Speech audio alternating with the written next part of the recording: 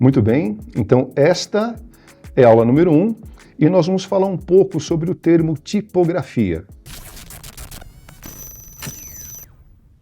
Nessa altura, você já baixou também os arquivos de exercícios e as telas para que você possa acompanhar as aulas, tá bem? Então vamos lá. O termo tipografia.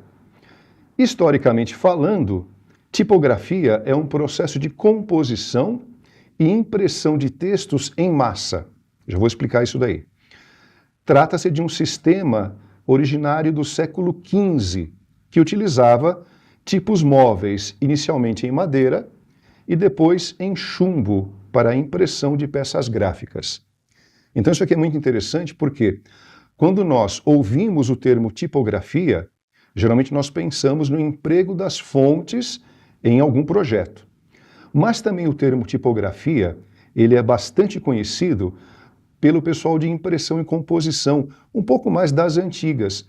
É muito comum a gente ainda encontrar por aí várias oficinas de tipografia ainda atuando. Quando você vê, por exemplo, convites de casamento, provavelmente eles foram feitos no processo tipográfico, tá bom? Mas vamos em frente.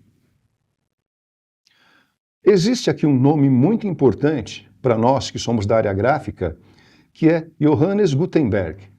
Eu peço perdão se a pronúncia não está correta para quem fala alemão, mas John Gutenberg, ou simplesmente Gutenberg, ele é considerado o pai da imprensa e também o pai da tipografia. Gutenberg, ele tinha uma formação de ourives e usou esse conhecimento para criar talvez a primeira linha de produção, a primeira linha de montagem que a gente tem a notícia aqui no Ocidente. E uma coisa muito bacana que ele fez foi substituir aquele método um pouco mais antigo de entalhe por um método mais racional, onde ele reaproveitava todos os caracteres. Por isso que eu falei dessa primeira linha de montagem. E Gutenberg tem uma realização maravilhosa que ficou na história como um marco na área gráfica, que é a impressão da Bíblia de 2 colunas e 42 linhas, onde ele fez essa impressão através do seu sistema de caracteres móveis. Né? Hoje, inclusive, é possível você encontrar réplicas dessa Bíblia em sites de compra, como o eBay, por exemplo. Ela vem em 2 volumes e é, na verdade, uma réplica perfeita. Né? Então, Gutenberg ele tem essa, digamos, essa aura em volta dele quando a gente pensa em essa virada na história na parte de tipografia, tá bem? Então é isso. Avançando um pouco mais. Atualmente, a tipografia, ela é, mais uma vez, como eu havia dito, é um termo empregado quando nós estamos estudando a aplicação das fontes nos impressos. Então, se você já usa Photoshop, Illustrator, InDesign, ou até mesmo um software de edição de texto, você está atuando com tipografias, com fontes, que nós também já vamos falar sobre essa questão das fontes, tá bem? Então, só para a gente acompanhar aqui, ó. Ainda existem oficinas tipográficas em pleno funcionamento, enquanto as tecnologias atuais, estamos falando de computadores e softwares, utilizam as bases da tipografia tradicional. Tá? Então, quando a gente fala, por exemplo, em aproximação entre caracteres, tamanho de caractere, tudo isso que a gente faz hoje em software é herdado da tipografia tradicional. Tá? Tipografia também é utilizado, o termo, quando o assunto é o uso de tipos ou fontes em peças gráficas, tá bem? Não só a peça gráfica impressa, mas também a arte digital. Você também pode trabalhar bem a tipografia na área de vídeo, ou seja, então, onde existem imagens e é necessário uma comunicação a mais em forma de texto, nós temos tipografia. E vamos avançando e falar um pouco agora sobre a morfologia do caractere. Essa primeira parte do curso é importante para que você ouça alguns termos e existem muitos conceitos que a gente precisa falar um pouquinho, tá? Antes de ir para a parte prática para valer. A morfologia do caractere é o estudo das suas formas, tá? É muito importante que você saiba distinguir o que é um caractere com serifa, um caractere sem serifa, ou um caractere que imita a escrita manual, tá? E nessa tela nós temos aqui exemplos de partes dos caracteres, ou as partes principais, e vale a pena a gente conhecer, tá? Então aqui, olha, o que é tipologia? A tipologia é uma parte da tipografia que estuda as formas dos caracteres, tá? Então, tipo é igual a caractere e a logia é sempre estudo, isso em qualquer área. Então, tipologia é o estudo dos caracteres tipográficos, das suas variações, estruturas e famílias. A tipologia é uma parte importante da tipografia, como eu acabei de mencionar. No lado esquerdo aqui da nossa tela, nós temos o seguinte, ó. Nós temos alguns caracteres. Esses caracteres, eles apresentam serifas. A gente pode perceber aqui, ó, na base da letra F, na base também do X, que nós temos esse prolongamento da haste. Quer dizer, a haste, ela vem com uma estrutura vertical e na base nós temos um prolongamento. Esse prolongamento para os lados é chamado de serifa. E depois nós vamos falar um pouco mais sobre serifas, porque existem serifas mais antigas, serifas mais modernas, tá? E cada uma tem a sua aplicação, tá bem? Bom, então nós já falamos aí de uma primeira questão, que é a questão das serifas. E a função da serifa é aproximar um caractere do outro. Então isso é um efeito visual que ajuda muito na leitura de longos textos, tá bom? Nós temos essas linhas pontilhadas, a pontilhada aqui de cima é o limite do caractere no que se refere às hastes ascendentes, aquilo que ascende, aquilo que vai para cima. A linha pontilhada lá embaixo, ela nos mostra o limite das hastes descendentes, então aquilo que desce. Por exemplo, ali a barrinha do P ou do Q, ou no caso aqui o arco da letra G, tá? Então, aqui do topo, aqui da linha ascendente, até a base na linha descendente, o que nós temos é o grafismo do caractere.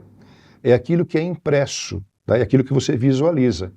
Ainda não é o corpo do caractere, tá bom? Quando nós, por exemplo, estamos trabalhando com o InDesign, e você coloca ali corpo 10 sobre a entrelinha 12, por exemplo, o corpo 10 não é representado por essas linhas pontilhadas, tá bom? O corpo 10 vai um pouquinho além. Isso é a caixa do caractere que eu já falo daqui a pouquinho. Então, por exemplo, olha, aqui no caso da letra G, nós temos uma área que é chamada de vazio, esse oco, que também ocorre com a letra O, também ocorre com a letra E, com a letra A, né? Então é um vazio.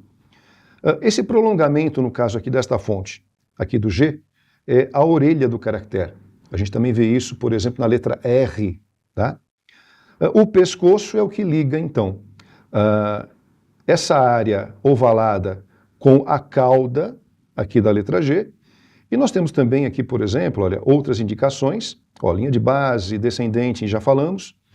No caso do F, o F ele tem uma haste ascendente, né? Então a sua base é alinhada aqui com a letra X, que também é interessante essa questão do X, que eu já vou falar. E ele tem uma haste ascendente, ela tem um arco, e a ponta dessa haste ascendente, em vários caracteres, é chamada de bico. E você pode encontrar também outras terminologias. Isso depende também dos autores, tá? No caso do X, vamos lá. Nós falamos muito sobre a altura X dos caracteres, ou altura X de uma fonte. Nós podemos ter 3 fontes parecidas, com o mesmo tamanho, porém a altura X pode ser um pouquinho diferente. Quer dizer, essa parte central aqui, ela pode ser um pouco maior ou pode ser um pouco menor, depende do que o design de fonte decidiu na hora de criar aquela fonte. E a altura X também tem a ver com a legibilidade, tá? Então, enfim, então são algumas informações importantes para que você possa já identificar as principais partes dos caracteres, tá bem? Isso não muda muito, você sempre vai ter hastes ou verticais ou inclinadas, serifas, bicos, caudas e orelhas, basicamente. Tá bom? Vamos avançar? E o que é fonte? Nós estamos falando sobre tipografia, correto? E a tipografia engloba uma série de questões. E uma delas é a fonte. Então, quando nós falamos em fonte, estamos nos referindo a um grupo de famílias, a uma característica, tá? Então, por exemplo, aqui, ó, eu tenho como exemplo a fonte Garamond, a gente pode reparar que existe aqui uma serifa, ela tem um formato bem característico, ela tem aqui uma curvatura na base. O Bodoni, uma fonte que também tem serifas, ele já tem uma característica um pouco diferente. A gente percebe que aqui, na construção do Garamond, nós temos uma haste um pouquinho mais grossa e outras hastes mais estreitas, mais finas. E isso no Bodoni é muito mais realçado. Ele tem uma haste mais grossa e as hastes finas são bem mais finas se a gente comparar com o Garamond. Então são questões que são interessantes da gente começar a visualizar. Com certeza, quando você agora observar capas de revista, jornal, embalagens, você vai começar a prestar atenção nas fontes, tá? Na outra coluna, nós temos outras famílias de fontes, porém, o desenho dessas fontes é um pouco mais simplificado. Futura, por exemplo, é a fonte, inclusive, do próprio canal, que a gente assiste, né? Às vezes a fonte se torna também a marca, e a Futura, ela não tem esses prolongamentos aqui na base, ela não tem serifa. A Futura é um tipo de caractere utilizado para uma outra situação, tá?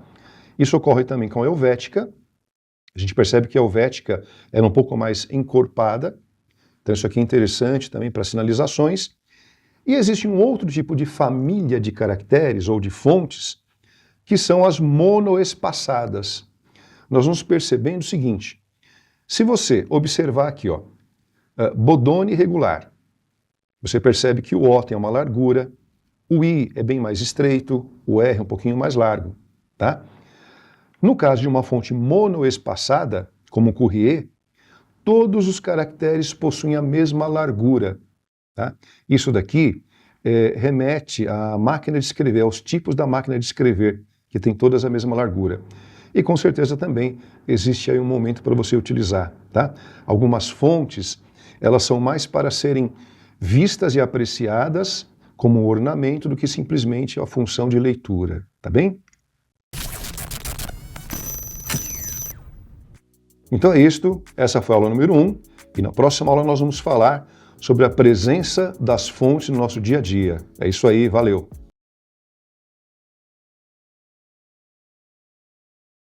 Você está assistindo e não está dando like? Clica!